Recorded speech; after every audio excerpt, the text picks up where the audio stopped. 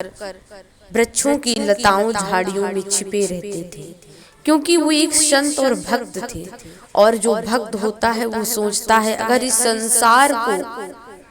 हम संसार को आंखों में बसाएंगे तो फिर भगवान की छवि हमारे मन मंदिर के अंतःकरण में नहीं समा पाएगी। तब ये क्या करते थे कि वृक्षों लताओं की झाड़ियों में छिपा करते थे। जब इन्हें भूख लगती थी भोजन ग्रहण करने के लिए ये झाड़ियों से बाहर निकलते थे और झाड़ियों में नित्य निरंतर भगवान का संकीर्तन, भगवान का हरि नाम गुणगान करते रहते थे। और जब ये झाड़ियों से निकलते तब भोजन की खोज में ये निकलते थे। एक दिन क्या हुआ, बहुत सारे वहाँ संत आते थे और संत भोजन ग्रहण करते थे। और जिस पत्तल में ये संत भोजन ग्रहण करते थे ये पत्तल वहीं पर ये छोड़ जाते थे। तब ये माधवदास जी निकलते थे और जो संतों का शीत प्रसाद है, जो उनके खाने से बचा हुआ शीत प्रसाद ये लेकर आते हैं और वही संतों का शीत प्रसाद पहले भगवान को भोग लगाते हैं फिर ग्रहण करते हैं। पर आज क्या हुआ कि माधवदास जी को याद नहीं आया, ये भगवान को भोग नहीं लगाए। मन से ये बातें विस्मित हो गई।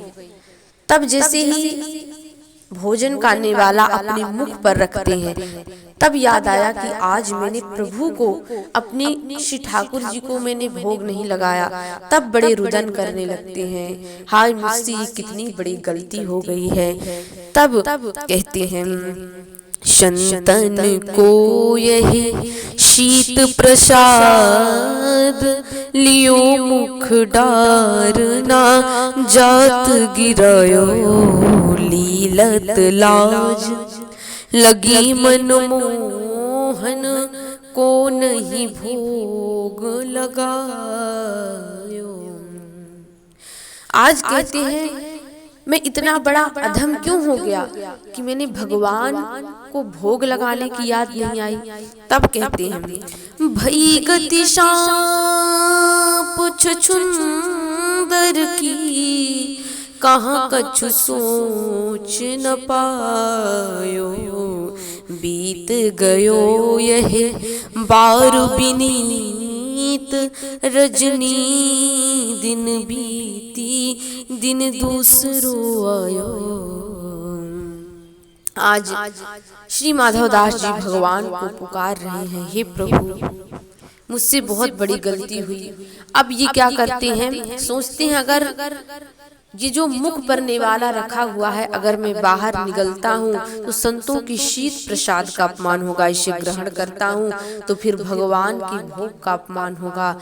आज करूँ तो करूँ क्या। पर कहते हैं ना, प्रबल प्रेम के पढ़ते हरि को नियम बदलते देखा, अपना मान भले टल जाए पर भक्त का मान न टलते देखा। जब भक्त बड़े प्रेम भाव से भगवान को बुलाता है तो भगवान प्रकट हो जाते हैं। आज भगवान आते हैं और माधवदास जी को कहते हैं, माधव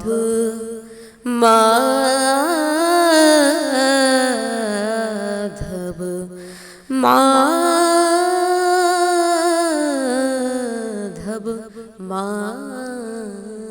माधव, आज हम आए हैं, आप चिंता मत करो।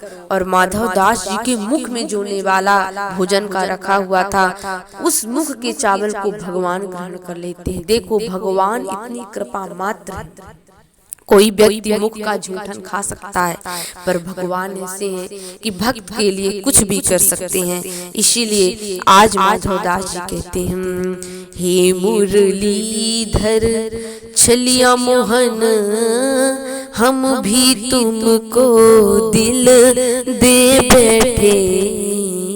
हे मुरलीधर छलिया मोहन, हम भी तुमको दिल दे बैठे। गम पहले से ही कम तो न थे, एक और मुसीबत ले बैठे। दिल कहता है तुम सुंदर हो, आँखी कहती है दिखलाओ, तुम मिलते नहीं हो आकार के हम, ये कैसे कहीं देखो ये बैठे हे मुरलीधर छलिया मोहन, हम भी तुमको दिल दे बैठे। राजेश्वर राजा राम तुम्ही, प्रभु योगेश्वर घनश्याम तुम्ही, धनो भारी बने कभी मुरली बजाई, यमुना तट निर्जन में बैठे हे मुरलीधर छलिया मोहन, हम भी तुमको दिल दे बैठे। एक भक्त कहता है, ये भक्त का भाव है, वृंदावन जाने को जी चाहता है, वृंदावन जाने को जी चाहता है, जी चाहता है, हाँ जी चाहता है, जी चाहता है, हाँ जी चाहता है, वृंदावन जाने को जी चाहता है, वृंदावन जाने को जी चाहता है। वृंदावन में बाकी बिहारी, बाकी बिहारी, हाँ बाकी बिहारी, नैना लड़ाने को जी चाहता है, वृंदावन जाने को जी चाहता।